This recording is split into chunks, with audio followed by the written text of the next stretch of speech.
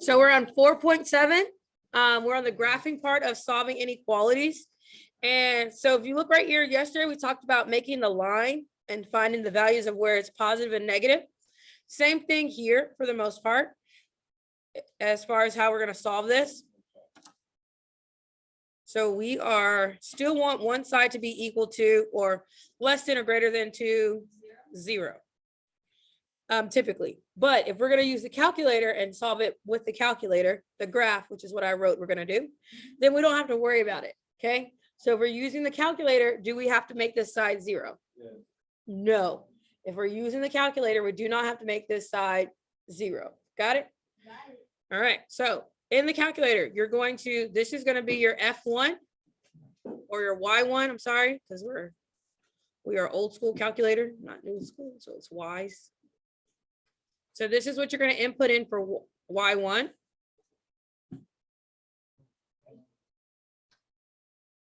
This is what you're going to input in for Y2. Okay. And we're looking for less than.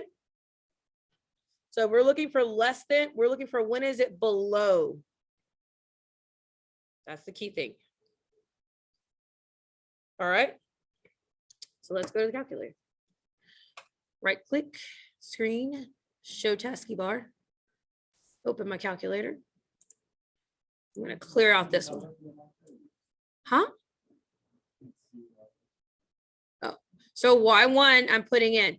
Remember, when you're putting in a fraction, you want to protect your numerator and you want to protect your denominator.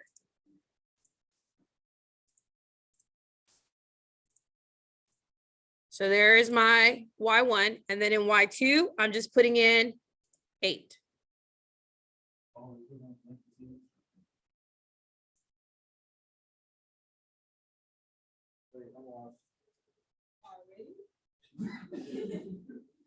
We clicked Y equals, and we've put in our Y1 and our Y2. We've done nothing else. Okay, so do I not put the little? Nope. Just put the 8.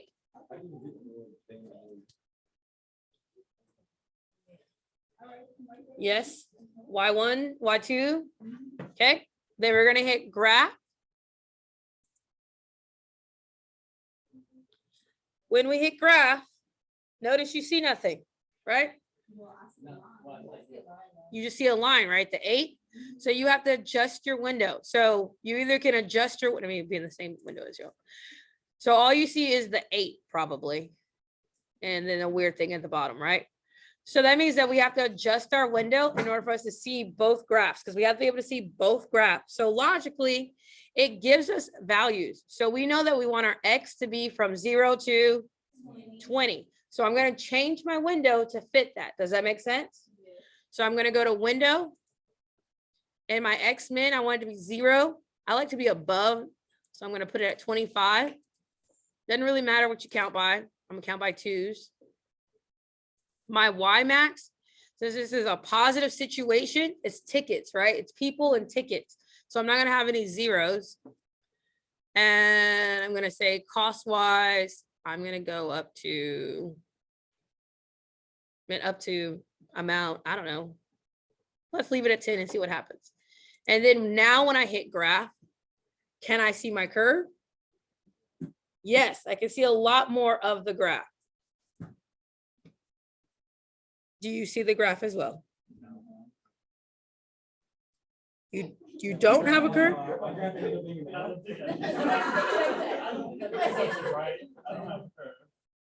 So when you put your Y,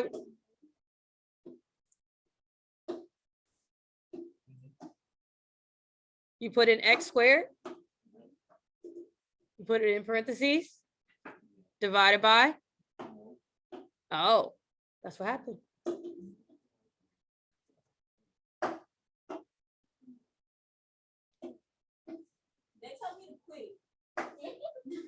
That means you input something incorrectly.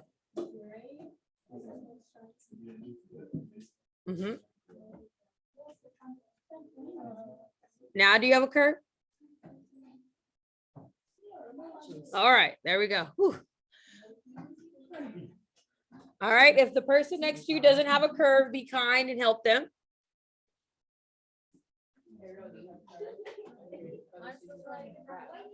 Yours doesn't let you graph.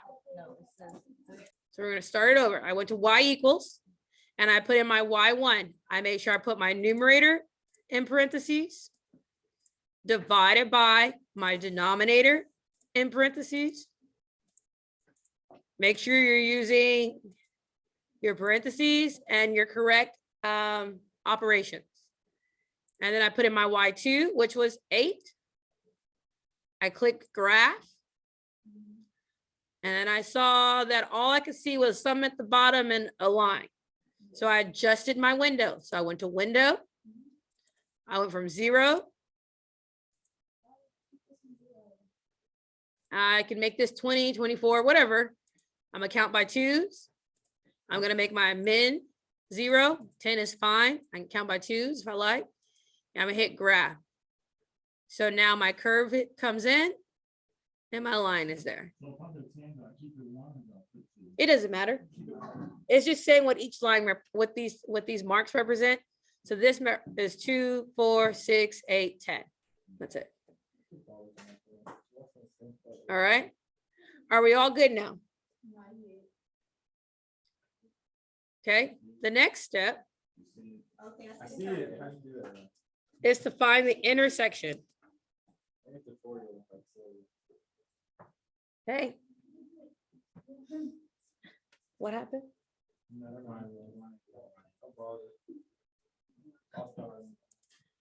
All right, so we're going to trace. So we're going to second trace because we need to be able to find the intersection. So again, we're going to press second, trace, and we're going to go to intersect. You see where it says intersect? So I'm going to press 5 for intersect. So I press 5, and I call this my little spider. So you should have a little spider that comes up. Do you see your spider? Okay. The spider is asking you, where's your first curve? And I'm like, yes, that's my first curve. I hit enter. He's like, is this your second one? Yeah, that's the second one. You really want me to tell you where they meet? Yeah, I really want you to tell me where they meet. You say, okay, let me do some thinking. And here's where they meet. It's 3. Tells you the intersection. Yes, Maddie, exactly. It keeps asking you, are you sure you want this one? You sure you really want that one? Okay, so I'm going to do it again. So again, second, trace, intersect, second, trace, intersect. And we're going to click 5 or click enter, either one. And then you should have your little spider. And he's going to ask you, is this your first curve? And I'm like, enter, yes. Is this your second curve? Enter, yes. You want me to tell you where they meet? Yes. All right, here's where they meet. Yes. Did we see what we did? Yes. You have to answer each question that the calculator is asking you.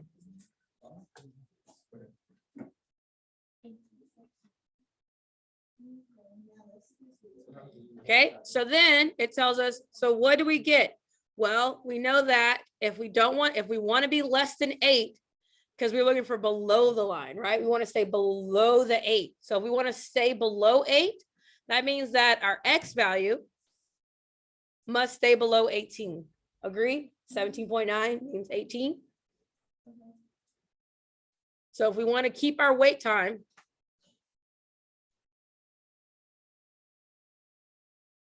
low, then therefore X must be less than 18. And we can't say equal to 18 because it's not at 18 quite, is it? It's right, it's like at the tip of it, but is it right at 18? No, it's right under 18. So we would say X has to be less than 18. Oh, I forgot.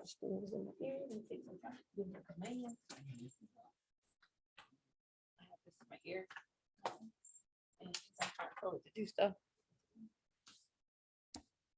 All right, how do we feel? We're gonna try another one. We're okay?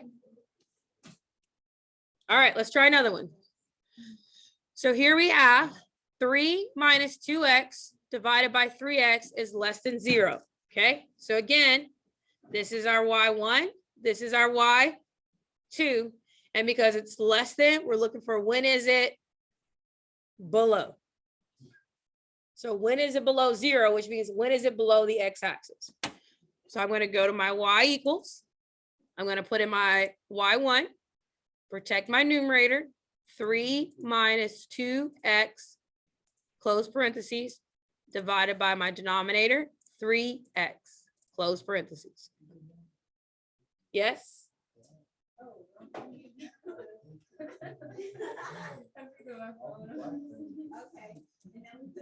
And now we put in 0 for our y2.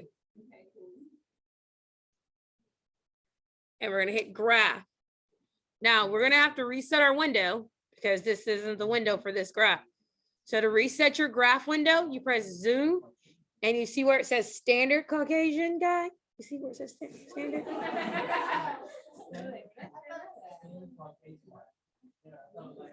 Okay, so you're going to press standard and that resets your window. So if you go to zoom and press standard, it's going to reset your window.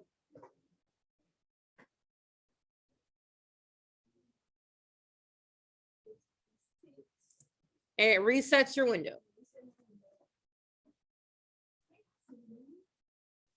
All right. So we're looking for when is it below 0? When is it less than 0? Okay. So to calculate that, we need to figure out where does it intersect 0? Does that make sense? So I'm going to find when does this intersect? So I'm going to go second trace.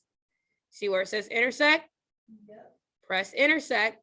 And it's going to be like, hey, you want me to check this line? Yes. You want me to check that line? Yes. You really want to know the answer? Yes.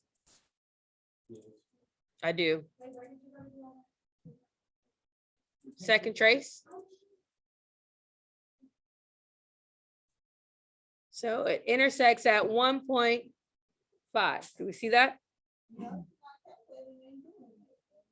Okay. So second trace, 5. And it wants to make sure you can see your spider. So make sure you see your spider. You see your spider on a graph. We just reset our window. We went to zoom standard. Yeah, that's all we did. And we hit enter, enter, and it found 1.5.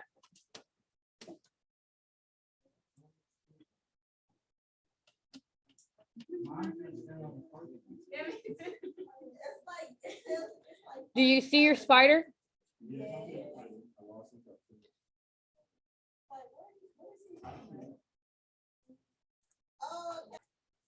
All right, so here we go.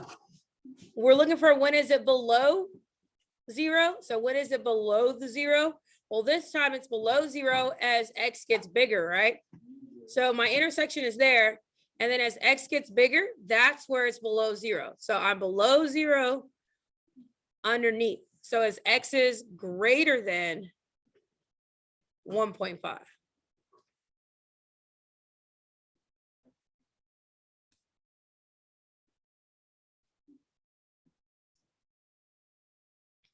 Okay, so that's on one side. So when x is greater than 1.5, I am below 0. Now on the other side, specifically, so on this side, I'm completely below 0. Does that make sense? It's completely below 0 on this side. So since it's, and I don't even need to find an intersection. I can just see that it's below the x-axis. I also can look at my table. So if I hit second and pull up the table, you also can see that I'm below 0 when x is less than 0. Do you see that? That's when I have all these negative numbers coming in.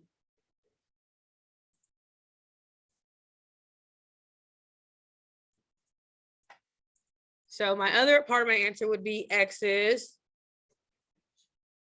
less than 0. So it's a two-part answer.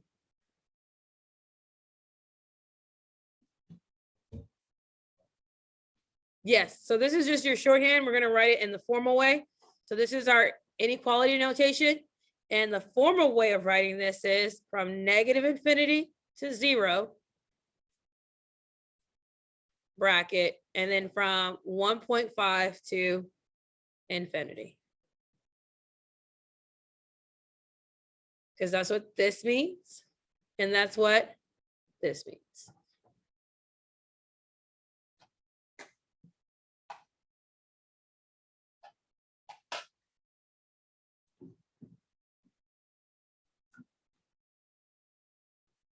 Boom, boom, boom, boom, boom. Okay. Now, for example, 10. Before we do anything, because there's a variable, not just a number, we want to make sure that the side is equal to 0. And again, that's because there's a variable, not a number. So if it was just 2 by itself, cool. But is it just 2 by itself? No, it's 2 over x. So we're going to have to move it by subtracting, because this is a positive. And if I want to move it across the inequality, I have to subtract it. So I'm going to subtract 2 over x. And what I do to one side, I have to do to the other.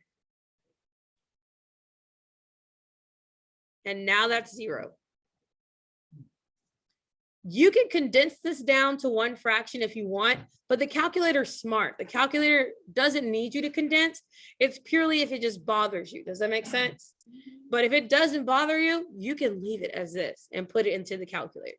If you're going to condense, you can shorthand it by cross multiplying from left to right. So 1 times x is x minus cross multiply 2 times x plus 2 all over x times x plus 2. But again, if you're putting it in the calculator, is it necessary to make it into one fraction? No. So in the calculator, I'm going to go to y equals. I'm going to put my first fraction in, which was just simply 1 divided by,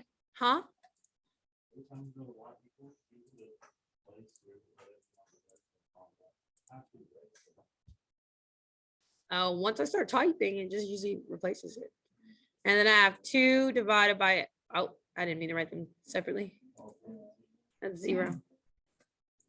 There we go. So I have 1 divided by x plus 2 minus, then my other one is 2 divided by x. That's because I didn't want to consolidate them. Parenthesis, you have to have the same amount of opens as closes. So if I have 2 open parentheses, I have to have 2 closed parentheses. Dead serious.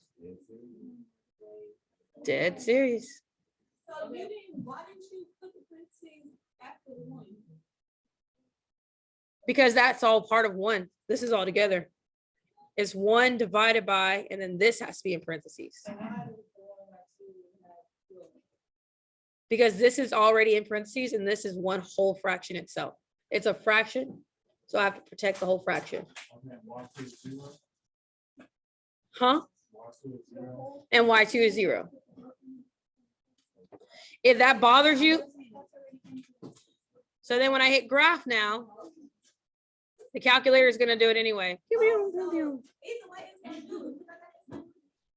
So either you can put the big one or the separated one.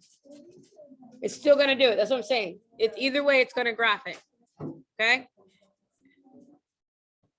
And you can zoom in if you want to see it better.